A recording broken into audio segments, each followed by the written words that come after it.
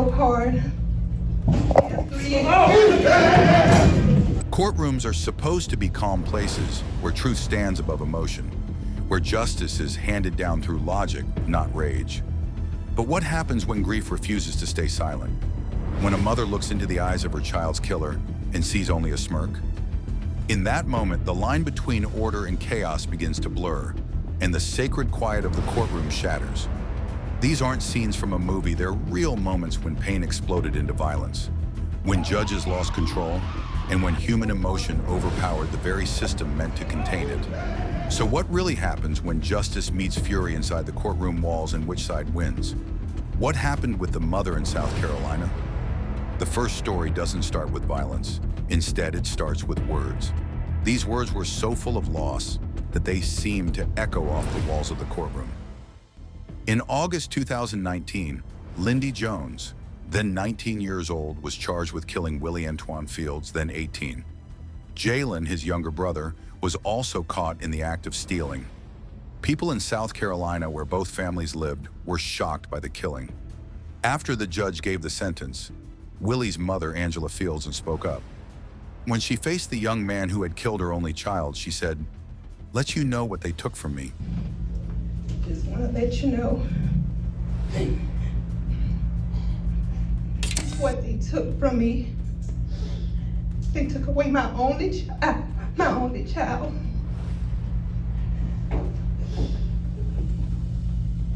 It's been so hard. They took my only child away. Even though her voice was shaking, she spoke steadily. Her words were a mix of sadness and quiet anger. There was a hush in the courtroom that felt almost holy.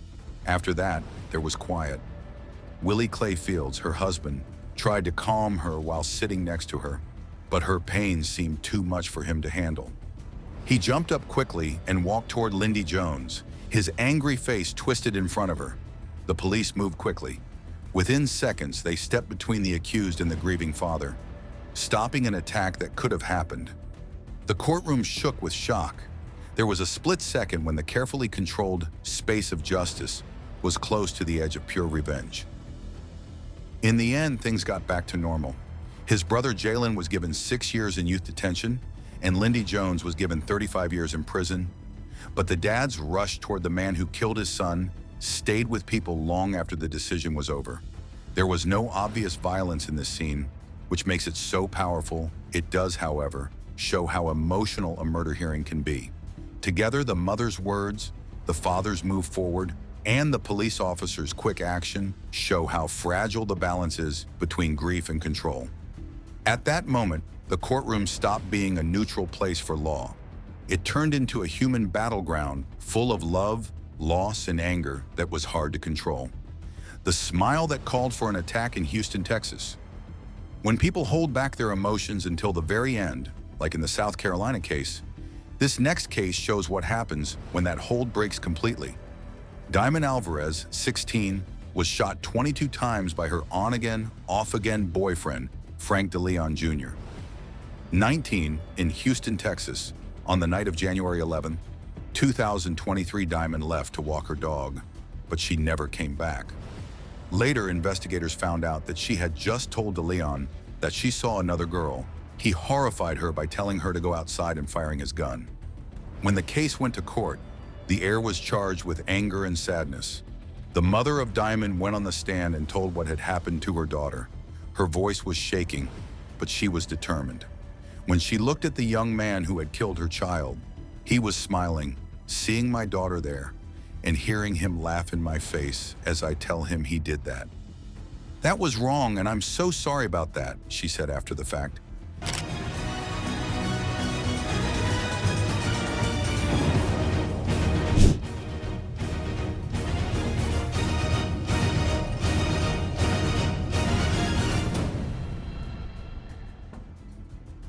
There was confusion from that one smirk, which could have been a flash of pride, nervousness, or cruelty. It was wrong of me. That was wrong of us because we're not monsters. But it's so much hate because I want my daughter back.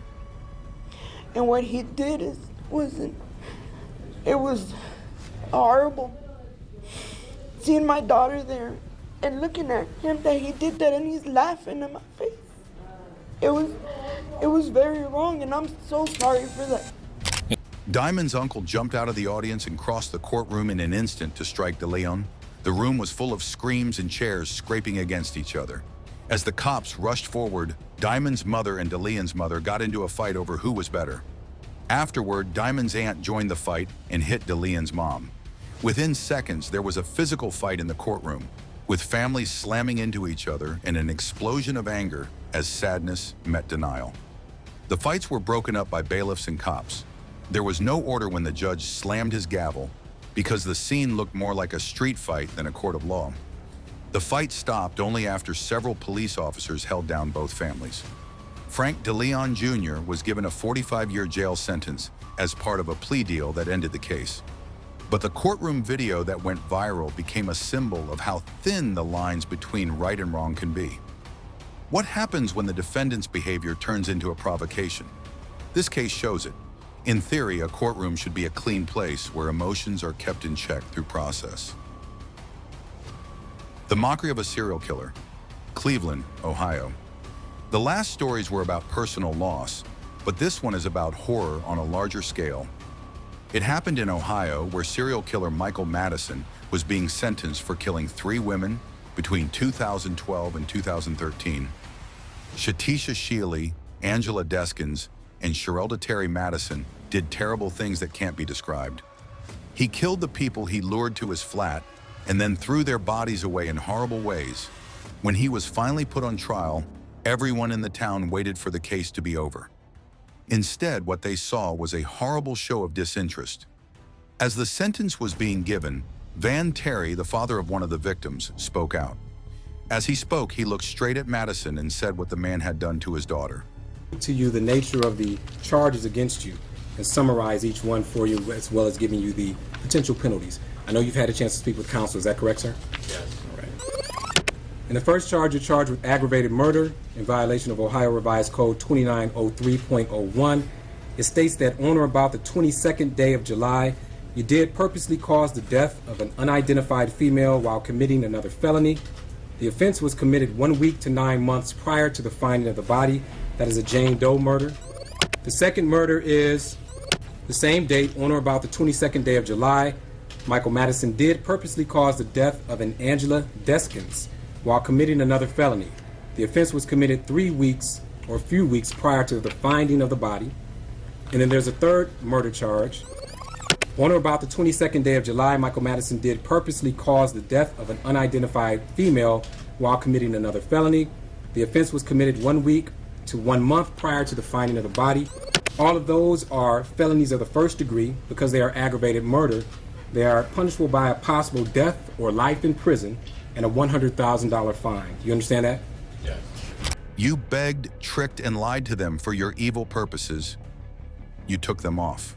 You cut them in half. Madison didn't move while he talked until he smiled. Just that smile was enough. Terry's voice cut out. He yelled, "More no! A no! No!" and then rushed across the courtroom to attack the accuser. The room was filled with gas as officers rushed to hold him down. There was chaos in the courtroom for a moment. Terry was let out when the order came back. The judge, who looked shaken, then told Madison what would happen. This court finds that the aggravating factors are greater than the mitigating factors. As a result, the death sentence is given. The families were crying, but Madison didn't show any emotion. This case is one of the scariest examples of a trial scene going bad in recent U.S. history. Unlike the fight that started out of nowhere in Houston, this one was caused by a buildup of horror. The dad lost it not because he was mad, but because he had been grieving for years and had heard about his daughter's pain in court. The grin from Madison set off an emotional storm that was already about to go off. In this case, the courtroom turned into a stage for two opposed forces: the calm of the system of justice and the raw, uncontrollable pain of people. When those two things hit each other, order broke down, and for a split second, the real cost of the crimes was seen. The framework of a visual story is already there. Start with a montage of courtrooms, with a suspect being handcuffed and family members wiping away tears. What happens when the pursuit of justice collides with the depth of human grief should be asked by a voiceover. Then open up each case. The mother's words should be played over slow-motion footage of people in the courtroom for Case A to start off quietly. Show the father moving, the cops stepping in, and the sound of the gavel. The main theme is sadness that is about to explode. Case B should be crazy, like a storm after a calm one.